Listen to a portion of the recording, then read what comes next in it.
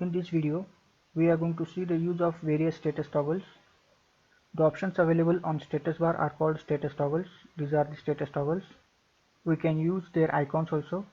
Right click and use icons. These are their icons. First one is infer. Let's create line, straight lines, and now switching on the infer and again creating lines. So infer is used to specify the relations of one object with another. Next is snap. Let's switch on the grids first. These are the grids. Then snap. By switching on the snap, we can select the corner points of a grid. Let's create any profile. You can see we can select only the end points of a grid or corner points of a grid. Again, switching off the snap and creating any profile. You can see our cursor moves freely. Next is ortho. To create straight lines, we can use ortho. Create a line. Switching off the ortho, you can create a line at any angle.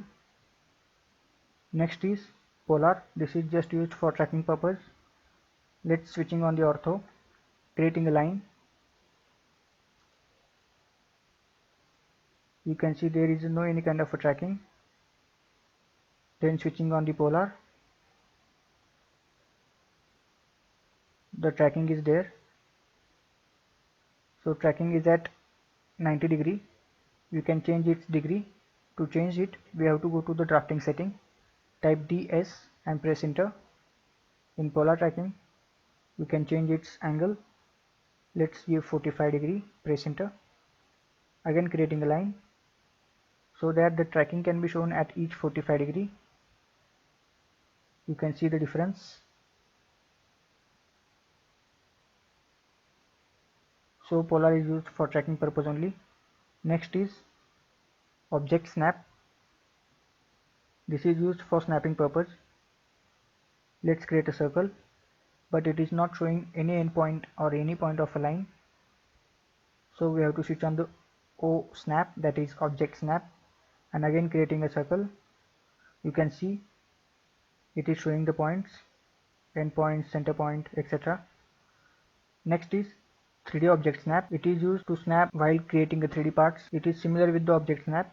Next is object tracking. It is used for tracking purpose only. Next is dynamic UCS. UCS means user coordinate system. It is used to switch on and switch off the dynamic UCS icon. Next is dynamic input. Let's create a rectangle. REC, I type a command and press enter. Now it is showing the coordinates. I am giving first corner point and specifying next corner point. We can see the values. Again switching off the DYN, that is dynamic input, and creating a rectangle REC. It is not showing on the screen, it is showing near the command line. Given first corner point, it is not showing the values, so this is the difference.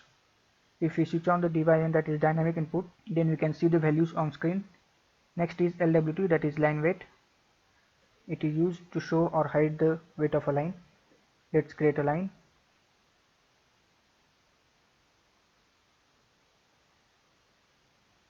Giving it certain weight. If I select this line, then you can see, but it is not shown. If we switch on the LWT, then it will be shown like this. This is the line weight.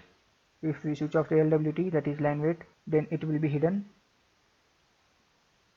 Next is transparency. It is used to show or hide the transparency. Next is quick properties. It is used to show the properties of an object.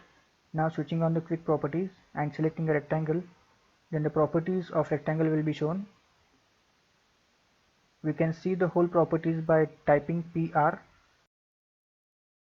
That is, properties window will be in front of you. These are the properties. Next is SC, selection cycling.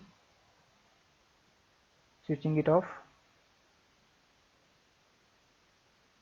let's create a line of 50 mm and again creating a line of 100 mm with same starting point,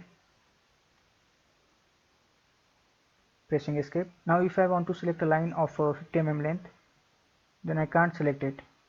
So to select that line, I have to switch on the selection cycling, and selecting that line, we have got two options, first line, next line. So this is how we can use selection cycling. Next is annotation monitor. If we switch on the annotation monitor, then it will notify the dimensions which are disassociated with the related geometry. That is the use of annotation monitor.